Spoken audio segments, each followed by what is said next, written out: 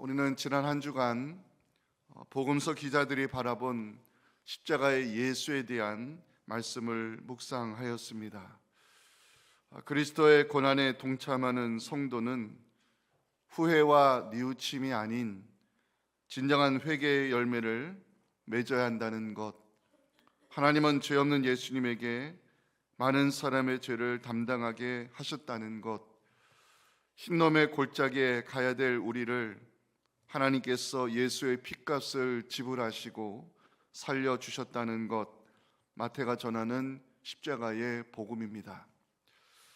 예수님은 하나님의 뜻을 위하여 자신의 권리 포기할 것을 선택하셨다는 것, 하나님은 당신의 아들을 버리시고 우리를 선택하여 주셨다는 것, 마가가 전하는 십자가의 복음입니다.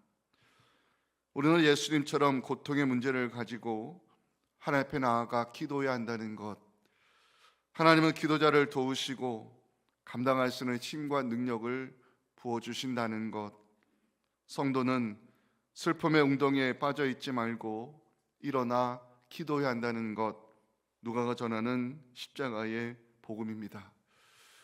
예수님은 자기의 모든 것을 내어드림으로 하나님 주신 사명을 완수하셨다는 것, 그리스도를 따르는 성도는 십자가의 주님 곁에 묵묵히 서 있어야 한다는 것, 사도 요한이 전하는 십자가의 복음입니다.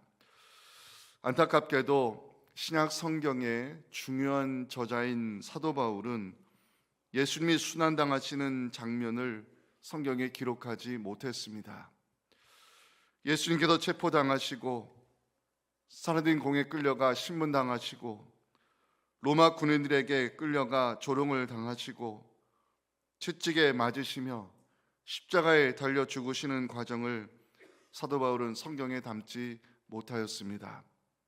왜냐하면 사도 바울은 직계 제자가 아니었고 십자가 고난의 현장에 없었기 때문일 것입니다.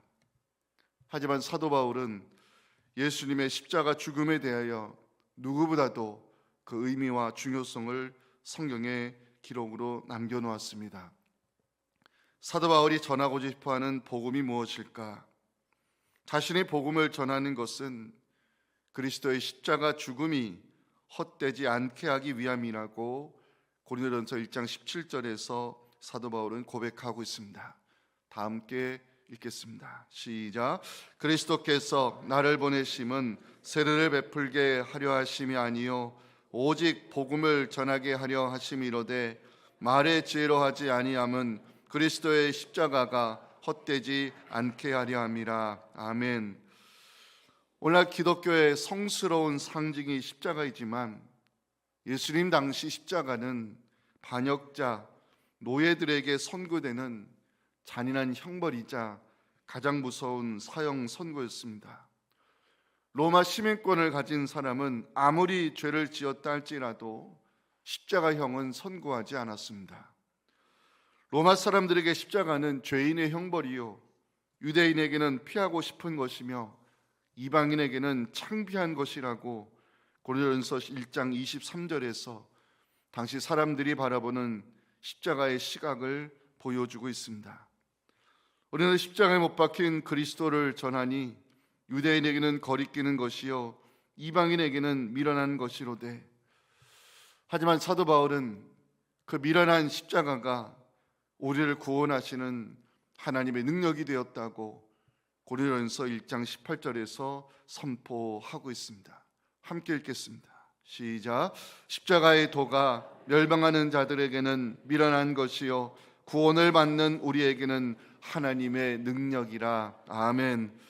사도 바울은 예수 그리스도와 십자가의 복음을 전하는 것이 자신에게 주어진 사명이라고 고린도서 2장 2절에서 선언하고 있습니다. 내가 너희 중에서 예수 그리스도와 그가 십자가에 못 박히신 것 외에는 아무것도 알지 아니하기로 작정하였습니다.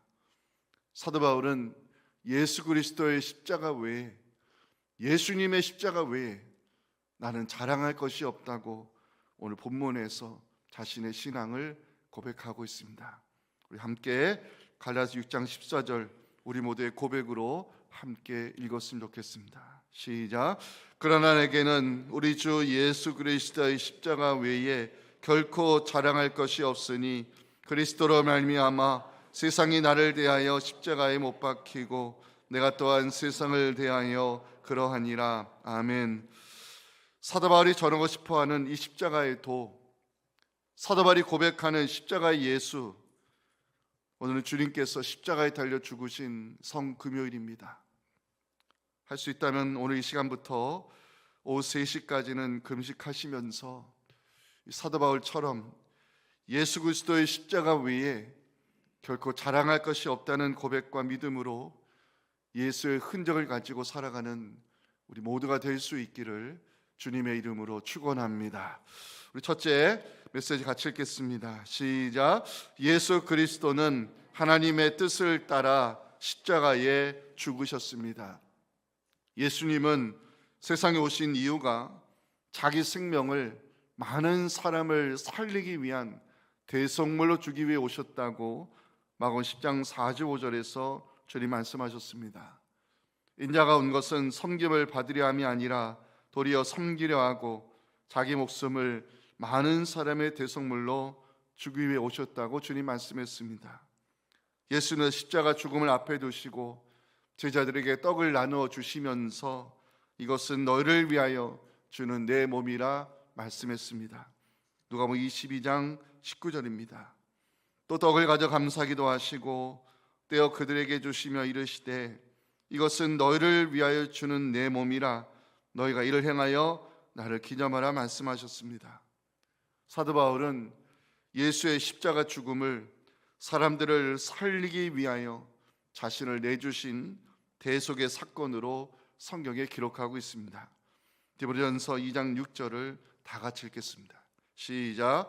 그가 모든 사람을 위하여 자기를 대속물로 주셨으니 기약이 이르러 주신 증거니라. 아멘.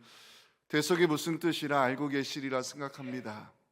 대속은 남의 죄를 대신하여 벌을 받는 것입니다. 예수님께서 자기 몸을 대속물로 내주신 사건, 이것이 십자가의 죽음입니다. 예수님께서 자신을 십자가의 제물로 내주신 이유, 사도 바울은 그것이 하나님의 뜻이었다고 갈라디아서 1장 4절에서 기록하고 있습니다. 중요한 의미가 담긴 말씀입니다. 함께 읽겠습니다. 그리스도께서 하나님 곧 우리 아버지의 뜻을 따라 이 악한 세대에서 우리를 건지시려고 우리 죄를 대속하기 위하여 자기 몸을 주셨으니 아멘. 예수님께서 자기 몸을 십자가에 내주신 이유, 그것이 하나님의 뜻이었다는 것입니다. 우린 여기서 하나님께서 당신의 아들을 대속물로 내주신 이유가 무엇인가를 묵상해야 합니다. 그 이유는 사람에게는 죄를 사하는 능력이 없기 때문입니다. 성경에서 말씀하는 속죄의 개념에는 피 흘림이 요구됩니다.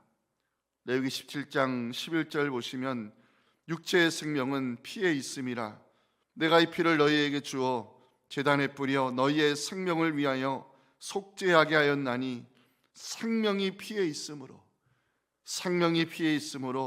피가 죄를 속한다고 성경은 말씀합니다. 우리의 죄를 덮기 위해서는 피가 흘려야 됨을, 이것이 구약이 요구하는 속죄의 제사입니다. 사도 바울은 그리스도가 십자가에 달려 피를 흘린 것이 하나님의 뜻이었다고 기록하고 있습니다. 왜냐하면 하나님께서 십자가의 피로, 하나님께서 예수의 피로 우리의 죄를 덮어주기를 원하셨기 때문입니다.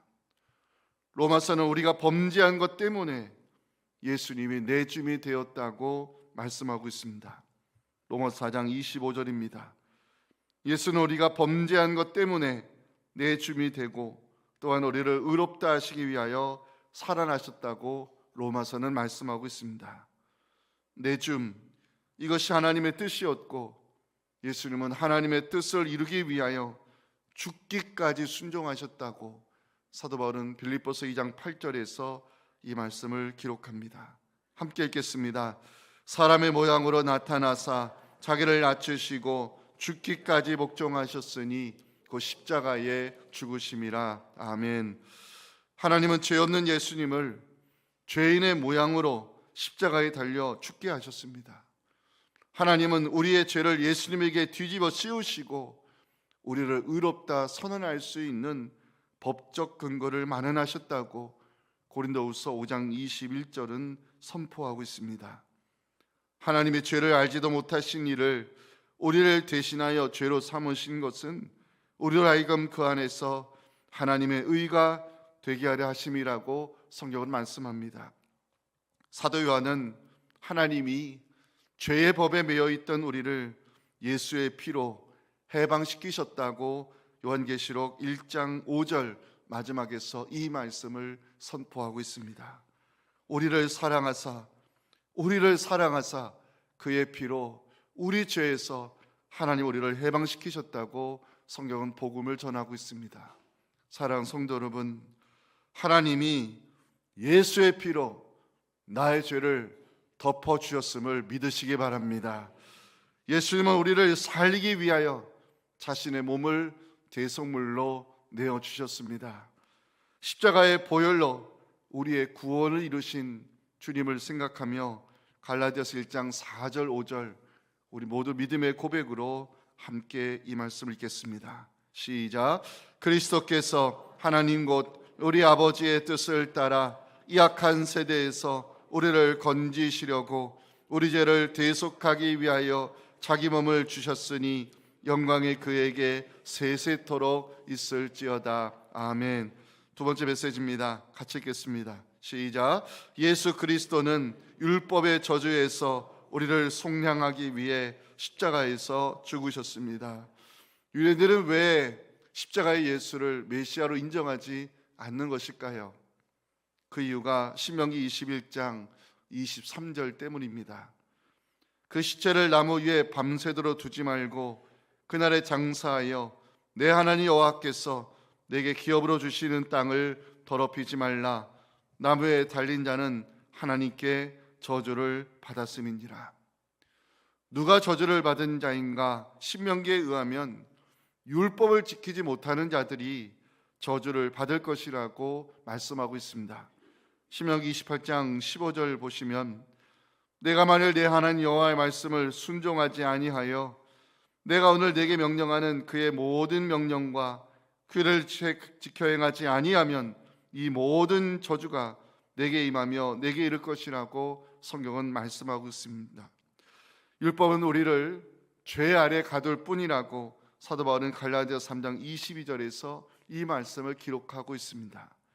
그러나 성경이 모든 것을 죄 아래 가두었으니 이는 예수 그리스도를 믿음으로 말미암는 약속을 믿는 자들에게 주려 함이라. 율법의 저주 아래 있는 우리, 죄의 권세 아래 있는 우리, 심판의 대상이 되어버린 우리, 누가 우리를 구원할 수 있을까요?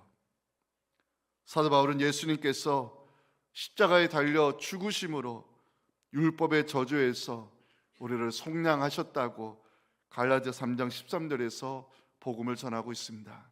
함께 읽겠습니다. 그리스도께서 우리를 위하여 저주를 받은 바 되사 율법의 저주에서 우리를 속량하셨으니 기록된 바 나무에 달린 자마다 저주 아래에 있는 자라 하였음이라. 아멘. 예수님께서 십자가에 달리심은 우리를 대신하여 저주를 받기 위함이요 그로 인하여 우리를 율법의 저주에서 속량하셨다고 사도 바울은 복음을 선포하고 있습니다. 율법의 저주 아래 있다는 것은 죄의 권세 아래 있다는 것이요 심판의 대상이 되어 있다는 것을 의미합니다.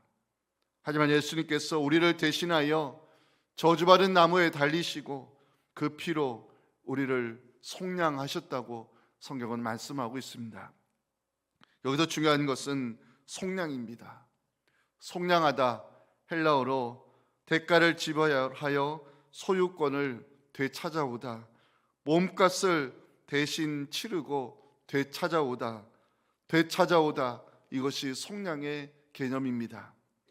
예수님은 십자가의 피로 죽어 마땅한 우리를 되찾으셨다고 사도 바울은 이 속량의 복음을 에베소 1장 7절에서 전하고 있습니다. 다 같이 읽겠습니다. 우리는 그리스도 안에서 그의 은혜의 풍성함을 따라 그의 피로 말미암아 속량 곧 죄사함을 받았다고 성경은 말씀합니다. 하나님은 죄 없는 예수님에게 우리의 죄를 담당시키시고 율법의 저주를 대신 받게 하심으로 예수 믿는 우리를 의롭다 선언하셨다고 고린도후서 5장 21절은 말씀하고 있습니다. 하나님이 죄를 알지도 못하신 이를 우리를 대신하여 죄로 삼으신 것은 우리로 하여금 그 안에서 하나님의 의가 되게 하려 하심이라. 아멘. 사람이 의롭게 되는 것은 오직 예수 그리스도를 믿을 때 예수님이 율법의 저주에서 나를 속량하셨다는 사실을 믿음으로 고백할 때 구원이 이루어지는 것입니다. 이것이 갈라디아서가 선포하는 복음입니다. 갈라디아 2장 16절 말씀을 다 같이 읽겠습니다. 시작.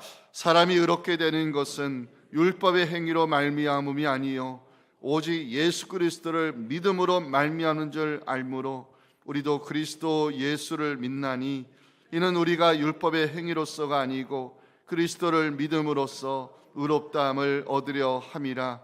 율법의 행위로서는 의롭다함을 얻을 육체가 없느니라. 아멘. 오늘 성금요일 마지막 메시지입니다. 다 같이 읽겠습니다. 시작. 예수 그리스도는 우리를 새로 지으시기 위하여 십자가에 죽으셨습니다. 예수 그리스도는 하나님의 뜻을 따라 십자가에 죽으셨다는 사실을 믿는 사람, 예수 그리스도는 율법의 저주에서 우리를 속량하기 위해 십자가에서 대신 피를 흘리셨다는 사실을 고백하는 사람, 이 사람을 가리켜 성경은 성도라고 부릅니다. 성도는 믿음의 고백을 가지고 살아가는 사람입니다. 성도는 믿음의 고백을 가지고 살아가는 사람입니다. 말씀 준비하면서 십자가의 피로 구속함을 받은 우리가 평생에 가지고 가야 될 믿음의 고백이 무엇일까 묵상하였습니다. 첫 번째 고백, 나는 예수와 함께 나의 옛사람이 죽었음을 선언해야 됩니다. 갈라디아 2장 20절 말씀을 다 같이 읽었으면 좋겠습니다. 시작. 내가 그리스도와 함께 십자가에 못 박혔나니 그런즉 이제는 내가 사는 것이 아니요 오직 내 안에 그리스도께서 사시는 것이라. 이제 내가 육체 가운데 사는 것은 나를 사랑하사 나를 위하여 자기 자신을 버리신 하나님의 아들을 믿는 믿음 안에서 사는 것이라. 아멘. 내가 그리스도와 함께 십자가에 못 박혔나니, 여기에 헬라어 완료형 동사가 들어가 있습니다. 나의 옛사람이 그리스도의 십자가와 함께 완전히 죽었다고 사도 바울은 선언하고 있습니다.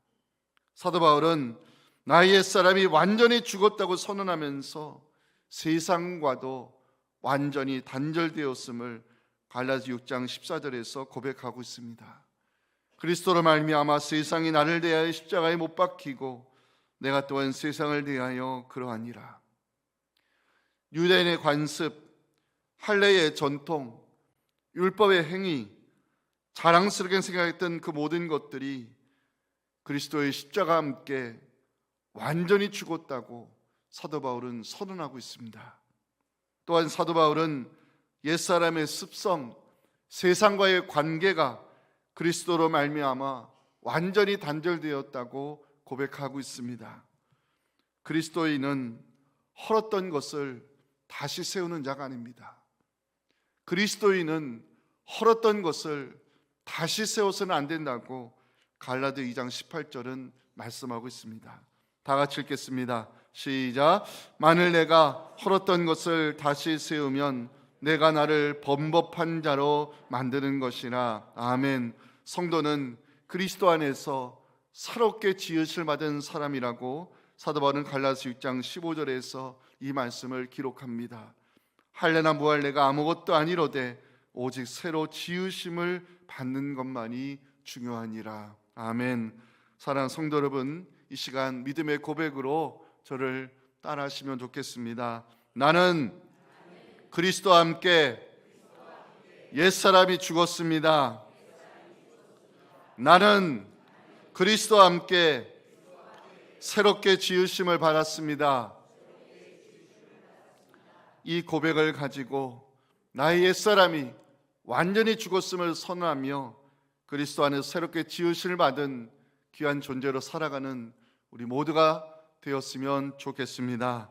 두 번째, 우리가 믿음으로 고백해야 될 것, 내 삶의 주인이 바로 예수님이심을 고백해야 됩니다. 갈라디아서 20절 보시면 이제는 내가 사는 것이 아니요 오직 내 안에 그리스도께서 사시는 것이라고 사도 바울은 기록하고 있습니다. 내가 사는 것이 아니요 삶의 주인이 내가 아니라는 것입니다. 사도 바울은 다메섹 도상에서 부활의 주님을 만난 이후에 삶의 주인이 바뀌었습니다. 사도 바울은 내 안에 계신 그리스도, 나를 위하여 십자가에 고난당하시고 자신을 내어주신 예수 그리스도가 내 삶의 주인이라고 고백하고 있습니다. 로마서 14장 8절을 우리 다 같이 읽었으면 좋겠습니다. 시작. 우리가 살아도 주를 위하여 살고 죽어도 주를 위하여 죽나니 그러므로 사나 죽으나 우리가 주의 것이로다. 아멘. 성경은 이 시간 우리에게 묻고 있습니다.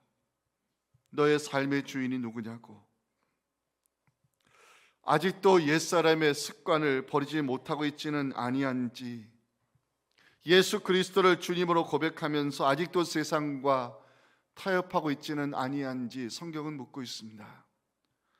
사도 바울은 이제 내가 사는 것은 나를 사랑하사 나를 위하여 자기 자신을 버리신 하나님의 아들을 믿는 믿음 안에서 사는 것이라 선포하고 있습니다. 나를 위하여 십자가에서 모든 것을 내어주신 그 예수님이 내 삶의 주인이심을 고백하며 살아가기를 간절히 소망합니다. 마지막 세 번째 믿음의 고백은 자랑거리입니다. 사도 바울은 내가 자랑할 것이 이제는 예수님의 십자가밖에 없다고 강조하고 있습니다. 십자가를 자랑하는 사람, 그 사람에게는 예수의 흔적이 있어야 됩니다. 갈라디아서 6장 17절 말씀, 중요한 말씀입니다. 다 같이 읽겠습니다. 이후로는 누구든지 나를 괴롭게 하지 말라. 내가 내 몸에 예수의 흔적을 지니고 있노라. 아멘. 성경학자들은 사도 바울의 몸에는 예수의 흔적이 많았다고 이야기합니다. 고린도후서 11장 23절부터 사도 바울은 자신의 몸에 새겨진 예수의 흔적을 이렇게 이야기합니다. 그들이 그리스도의 일꾼이냐 정신없는 말을 하거니와 나는 더욱 그러하도다. 내가 수고를 넘치도록 하고 옥에 갇히기도 더 많이 하고 매도 수없이 맞고 여러 번 죽을 뻔하였으니 유대인들에게 40에서 하나 감한 매를 5번 맞았으며 3번 태장으로 맞고 1번 돌로 맞고 3번 파선하고 일주야를 깊은 바다에서 지낸 적이 있다고 사도 바울은 간증합니다. 그리스도의 십자가를 자랑하는 사람에게는 예수의 흔적이 있어야 됩니다. 그리스도의 십자가를 자랑하는 사람에게는 예수의 흔적이 있어야 됩니다. 성도로 부르받는 우리, 이제 이 믿음의 고백을 가지고 살아가기를 결단했으면 좋겠습니다. 나의 옛사람이 예수의 십자가와 함께 완전히 죽었음을 선언하시기 바랍니다. 나를 위하여 십자가에서 모든 것을 내주신 예수님이 내 삶의 주인이심을 고백하시기 바랍니다. 내가 자랑할 것 오직 예수의 십자가밖에 없음을 믿음으로 선포하며 나의 모든 것 되신 주님, 고린도후서 6장 9절 10절을 함께 읽고 찬양과 기도의 자리로 나아가기 원합니다. 함께 읽겠습니다. 무명한 자 같으나 유명한 자요, 죽은 자 같으나 보라 우리가 살아있고, 징계를 받는 자 같으나 죽임을 당하지 아니하고, 근심하는 자 같으나 항상 기뻐하고, 가난한 자 같으나 많은 사람을 부요하게 하고, 아무것도 없는 자 같으나 모든 것을 가진 자로다. 아멘. 지금은 우리의 모든 것 대신 예수 그리스도의 은혜와 우리를 살리기 위하여 당신의 아들을 십자가의 제물로 내두신 아버지 하나님의 크신 사랑과 성령의 역사, 감동, 감화, 충만하심이 오늘 성금요일 주신 이 귀한 말씀을 마음에 새기며 나를 대신하여 십자가에 죽으시고 그 피로 나를 살리신 그 하나님의 은혜로 내가 주의 자녀가 되었고, 그 예수의 십자가 때문에 나의 구원이 이루어졌음을 믿음으로 선포하며, 이제는 예수님이 나의 모든 것 되심을 믿음으로 고백하고 예수의 흔적을 가지고 살 것을 결단하며, 예수의 부활이 나의 부활이 되게 하신 하나님의 영광을 위해 살 것을 다짐하는 우리 사랑하는 성도들의 이 간절한 부르짖음과 우리 자녀 세대의 신앙과 오늘 저녁에 있을 성금요 예배 성찬식 위에 지금부터 영원토록 함께 하시기를 간절히 축원하옵나이다. 아멘.